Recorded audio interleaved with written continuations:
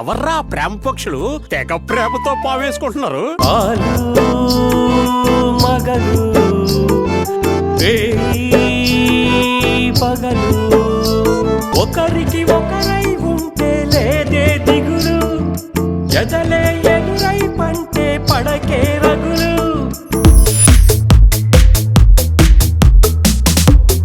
Summer లో swimming pools కి, winter లో ఇలాంటి పబ్స్ కి పోవాలరా.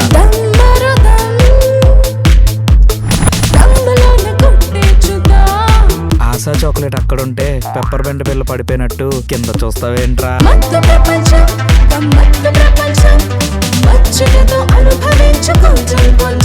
మా ఆయన శ్రీరామూర్తి లాంటి వారండి. నన్ను చాలా బాగా చూసుకుంటారు. పెళ్ళి 10 సంవత్సరాలైనా పిల్ల మీద మోజు తగ్గలేదు అంటాడు. ఈ గండికోట రాసినట్టు మనం తెలుసుకోవాలి. మా ఆవిడ నేను కుస్తీ సినిమాలో పవన్ కళ్యాణ్ భూమికలాగా హ్యాపీగా కాపురం చేసుకుంటుంటే మీకు తెలియదా మైనార్టీ తీరకుండా పెళ్లి చేసుకోకూడదని? మాకు తీర్పైంది సార్. జీవితం మీకు ఏం అనుభవం అయిందని? ఎందుకు సార్ నా సార్ మాకు పెళ్లి చేసేయండి సార్. పెళ్ళాల పేచి ప్రేమే ఆగి పెట్టేగింద యజమాని పూచి.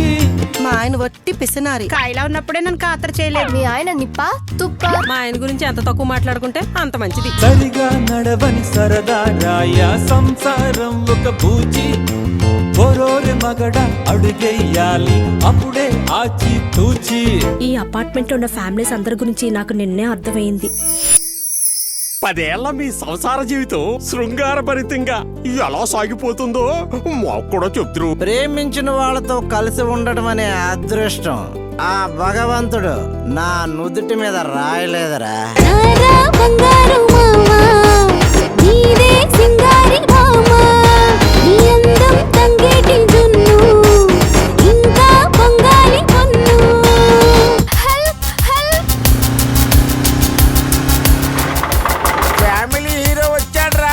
ఫ్యామిలీ హీరోనే. నా వాళ్ళ జోలికొస్తే మాస్ హీరోనే.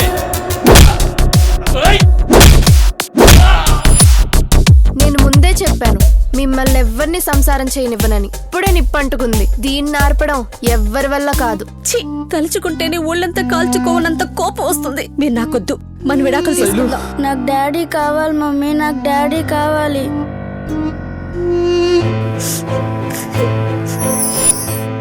బాబు చట్టి లోపల కొంపలు అడ్డుపోతున్నాయి. మా పిల్లలు మాకు విడాకులు ఇస్తామంటున్నారు.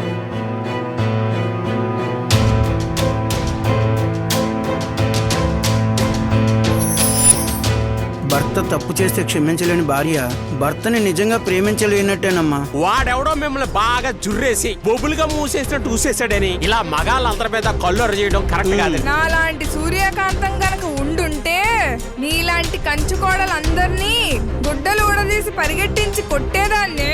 చూడు చంద్రిక, ఇన్నాళ్ళు మీరందరూ ఎలా ఉన్నారనేది నాకు తెలియదు. మేం మాత్రం చాలా సంతోషంగా ఉన్నాం.